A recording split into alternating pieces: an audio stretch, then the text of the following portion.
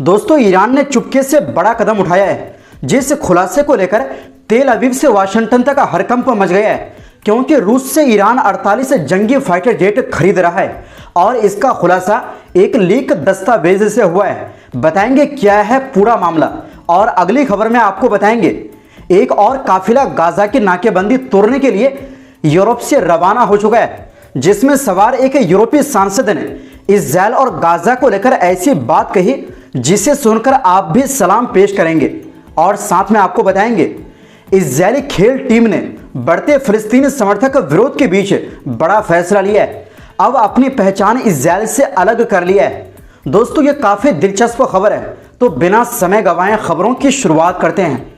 दोस्तों, इजरायल के साथ तनाव के बीच ईरान अब अपनी एयरफोर्स को ताकतवर बना रहा है, जिसके लिए वो रूस से ताकतवर फाइटर जेट खरीद रहे हैं।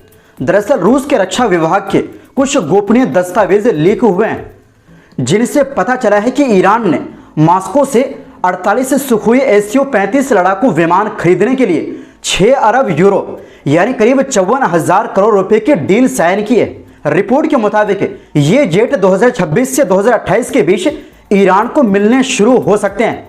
ये रिपोर्ट डिफेंस सिक्योरिटी एशिया और न्यूज वीक जैसी बड़ी मीडिया एजेंसियों ने दी है। रिपोर्ट के मुताबिक ये डेटा रूस की सरकारी कंपनी रोस्टेक कॉरपोरेशन की एक सहायक company concern radio electronic technologies यानी KRET से लीक हुआ है। ये जानकारी हैकर ग्रुप ब्लैक मिरर ने अक्टूबर की शुरुआत में इंटरनेट पर डाल दी थी। लीक हुए दस्तावेजों में ईरान को कस्टमर कोड 364 के नाम से दिखाया गया है, जिसमें 48 SU-35 multi role fighter jets का पैकेज शामिल है। डिफेंस सिक्योरिटी एशिया ने बताया कि इन लीक हुई फाइलों के अनुसार ईरान का यह सौदा 5 से 6 अरब यूरो का है। इसमें सिर्फ जेट ही नहीं बल्कि उनके हथियार सिस्टम और एयर फ्रेम्स भी शामिल है। दस्तावेजों में 48 हेड्स अप डिस्प्ले सिस्टम और इलेक्ट्रॉनिक वारफेयर कंपोनेंट्स का भी जिक्र है, जिससे साफ पता चलता है कि यह सौदा 48 विमानों के लिए ही हुआ है। एक और रिपोर्ट में कहा गया कि इन फाइलों में कीमत, डिलीवरी की तारीखें और एक्सपोर्ट प्लान्स तक का पूरा ब्यौरा है। इनमें ईरान के अलावा अल्जीरिया और इथियोपिया जैसे देशों के नाम भी शामिल है। हैकर ग्रुप ब्लैक मिरर का दावा है कि उन्होंने रोस्टेक के सिस्टम से 300 से ज्यादा इंटरनल डॉक्यूमेंट्स हासिल किए हैं। लीक रिपोर्ट में बताया गया है कि 2024 से 2026 के बीच ईरान के लिए एवियोनिक्स और इलेक्ट्रॉनिक वारफेयर सिस्टम की शिपमेंट की जाएगी, जबकि पूरा विमान 2026 से 2028 के बीच ईरान को मिलेंगे। रिपोर्ट के मुताबिक रूस सिर्फ डिलीवरी ही नहीं करेगा बल्कि ईरान में इन विमानों के लोकल असेंबली यानी स्थानीय निर्माण की सुविधा भी देगा। ये काम ईरान एविएशन इंडस्ट्रीज ऑर्गेनाइजेशन के तहत हो सकता है। लीक हुई जानकारियों में यह भी बताया गया है कि रूस की सुखोई और KRET कंपनी के टेक्नीशियन 2024 की शुरुआत से ही ईरान में मौजूद है, जो असेंबली की तैयारियों को देख रहे हैं। दोस्तों, अगर ये प्लान सफल रहा तो आने वाले कुछ सालों में ईरान 48 से 72 SU-35 जेट से खुद असेंबल कर सकेगा, जिससे उसे 1970 के दशक के बाद पहली बार अपने देश में चौथी पीढ़ी के फाइटर जेट बनाने की क्षमता मिलेगी। ईरान के सांसद अबुल फजल जोहरवंद ने 1 अक्टूबर को बताया कि रूस के MiG-29 जेट से पहले ही ईरान पहुंच चुके हैं, जिन्हें फिलहाल शॉर्ट टर्म सॉल्यूशन के तौर पर इस्तेमाल किया जा रहा है। उन्होंने कहा कि लॉन्ग टर्म सॉल्यूशन के लिए SU-35 फाइटर जेट से धीरे धीरे ईरान में आने शुरू हो जाएंगे। उन्होंने ये भी कहा कि HQ-9 एयर डिफेंस सिस्टम और S-400 मिसाइल सिस्टम भी बड़ी संख्या में ईरान में पहुंच रहे हैं। वहीं एक और सांसद फदा हुसैन मलिकी ने सितंबर में कहा था कि ईरान की जनरल स्टाफ टीम चीन और रूस दोनों से एडवांस एयर डिफेंस सिस्टम खरीदने की प्रक्रिया में है। हालांकि ईरान के कुछ वरिष्ठ नेताओं ने रूस की नीयत पर शक जताया है। ईरान के एक अखबार ने रिपोर्ट दी है कि ईरान के विदेश मंत्री अब्बास अरागची हाल ही में रूस गए थे और उन्होंने supreme leader Ayatollah Ali Khamenei का एक नाराजगी भरा संदेश राष्ट्रपति व्लादिमीर पुतिन को दिया। ये संदेश 12 दिन के युद्ध में रूस के कमजोर रवैये को लेकर था। वहीं दूसरी ओर दोस्तों, ग्लोबल समुद्र फ्लोटिला के बाद एक और काफिला गाजा के लिए रवाना हो चुका है और चंद दिन के अंदर पहुंच भी जाएंगे। वहीं इस काफिले में शामिल यूरोपीय पार्लियामेंट की फ्रांसीसी सांसद मेरिसा कैमारा ने मंगलवार को अनादोलू न्यूज़ एजेंसी से बात की।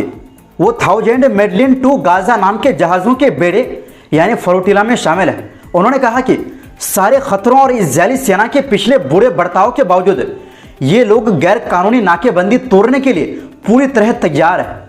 मेलिसा कैमारा ने कहा, हमारा मेन मकसद गाजा की घेराबंदी को तोड़ना है। वो लैला खालिद नाम की नाव पर सवार है। उन्होंने बताया कि कुल 9 जहाज गाजा की तरफ बढ़ रहे हैं। उम्मीद है कि वो आज रात यानी मंगलवार की रात तक खतरे वाले जोन में और अगले 2 दिनों में गाजा पहुंच जाएंगे। कैमारा ने पिछले अभियानों जैसे ग्लोबल समुद्र फ्लोटिला में शामिल लोगों के अनुभव का जिक्र किया। उन्होंने कहा कि इजरायली अधिकारियों का क्रूर व्यवहार और गैर कानूनी हिरासत इसलिए हो पाता है क्योंकि अंतर्राष्ट्रीय समुदाय उन्हें रोकता नहीं। उन्होंने कहा, हम जानते हैं कि इजरायल क्या कर रहा है। वो हमेशा अंतर्राष्ट्रीय कानून तोड़ते हैं और हम जानते हैं कि हमारा किडनैप हो सकता है। हमें पता है कि हिंसा हो सकती है, लेकिन हम पहले से कहीं ज़्यादा प्रेरित हैं क्योंकि हम जानते हैं कि हम इतिहास के सही पक्ष में हैं। कैमारा ने कहा कि जब सरकारें और संसदें कुछ नहीं कर रही तो लोगों को खुद आगे आना पड़ रहा है। उन्होंने जोर देकर कहा, अब वक्त है कि हम कुछ करें। इस नरसंहार रंगभेद और कब्जे को रोकना होगा। उन्होंने बताया कि यूरोपियन पार्लियामेंट में कुछ दिन पहले गाजा को लेकर पहला प्रस्ताव पास हुआ, लेकिन कट्टर दक्षिणपंथी पार्टियों ने उसमें से जनसंहार शब्द ही हटा दिया। कैमारा ने कहा, पार्लियामेंट में रहकर ये मिलीभगत और जवाबदेही की कमी देखना मेरे लिए और नामुमकिन नहीं था और यही वजह है कि उन्होंने इस बेड़े में शामिल होने का फैसला किया। एक मां होने के नाते कैमारा नहीं चाहती कि उनकी बेटी ऐसी दुनिया में बड़ी हो जो एक जनसंहार को रोक ना सकी हो। उन्होंने बताया कि जहाज में सवार सभी यात्री अहिंसक और शांतिपूर्ण हैं। उन्होंने कहा, हम आम नागरिक हैं जो मानवीय सहायता लाना चाहते हैं और इजरायल की गैर कानूनी नाकेबंदी को तोड़ना चाहते हैं। उनका मानना है कि ऐसे जहाज आखिरी उम्मीद है और लोग बार बार कोशिश करते रहेंगे जब तक कि इजरायल पर प्रतिबंध नहीं लग जाते। उन्होंने दुनिया भर के लोगों से अपील की कि वो राजनीतिक और आर्थिक प्रतिबंधों और हथियारों की बिक्री पर रोक लगाने के लिए दबाव बनाते रहें। हमें दबाव बनाए रखना होगा, गाजा से नजरें नहीं हटानी होंगी, जनसंहार के बारे में बात करनी होगी और इन जहाज़ों पर भी नज़र बनाए रखनी होगी। और गाजा के लोगों के लिए कैमारा का सीधा संदेश था, मैं बस इतना कहना चाहती हूँ कि हम यहाँ हैं, हम आ रहे हैं और एक दिन फिलिस्तीन आज़ाद होगा। वहीं दूसरी ओर दोस्तों, एक इजरायली खेल टीम ने फैसला किया है कि अब वो अपने नाम से इजरायल शब्द हटा देगी और अपनी आधिकारिक पहचान से दूरी बना लेगी क्योंकि हाल ही में अंतर्राष्ट्रीय साइकिलिंग रेसों के दौरान उसे फिलिस्तीन समर्थक प्रदर्शनों का सामना करना पड़ा।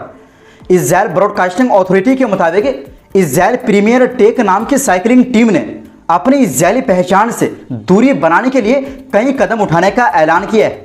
अथॉरिटी ने बताया कि इन कदमों में सबसे अहम है टीम का नाम बदलना और उसमें से इजरायल शब्द को पूरी तरह हटा देना। इसी के साथ टीम के संस्थापक कनाडाई इजरायली अरबपति सिल्वन एडम्स ने यह भी घोषणा की है कि वो टीम के साथ अपनी रोजमर्रा की गतिविधियों को फिलहाल निलंबित कर रहे हैं। इजरायली आधिकारिक प्रसारक के अनुसार ये फैसला उस समय लिया गया जब उल्टाए एस्फाना जैसी प्रतिष्ठित रेस के दौरान फिलिस्तीन के समर्थन में बड़े पैमाने पर प्रदर्शन हुए। इसके अलावा टीम की इटली में कई बड़ी रेसों में भागीदारी भी रद्द कर दी गई थी, जिसके बाद ये कदम उठाया गया। तो दोस्तों, फिलहाल के लिए इस रिपोर्ट में बस इतना ही। आपसे गुजारिश है हमारी सपोर्ट के लिए वीडियो को लाइक और शेयर जरूर करें। बहुत बहुत शुक्रिया।